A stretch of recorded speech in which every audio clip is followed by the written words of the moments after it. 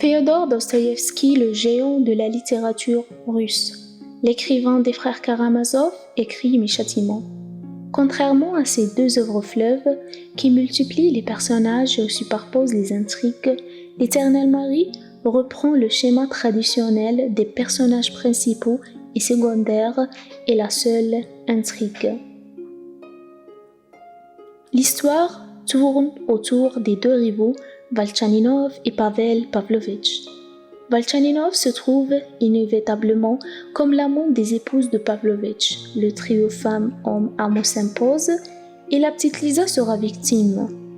Valchaninov, homme occupé de ses affaires, rencontre Pavel Pavlovitch et s'est rendu compte que l'homme au chapeau de crêpe est le mari de la femme dont il a été l'amant des années auparavant.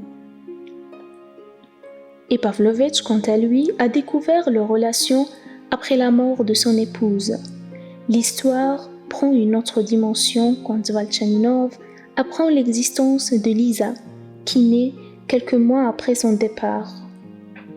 Selon Pavlovitch et ses prétentions, Lisa est la fille de Valchaninov. Cette petite fille de 7 ans lui donne un sens à sa vie. Il prend sa responsabilité et la place dans une famille pour la protéger de son père devenu ivrogne. Mais Lisa tombe gravement malade et meurt par la suite.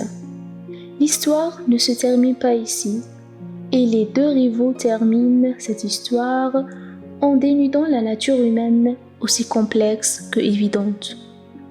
Comme à l'accoutumée, la tentative de donner quelques mots au roman de Dostoïevski semble réductrice.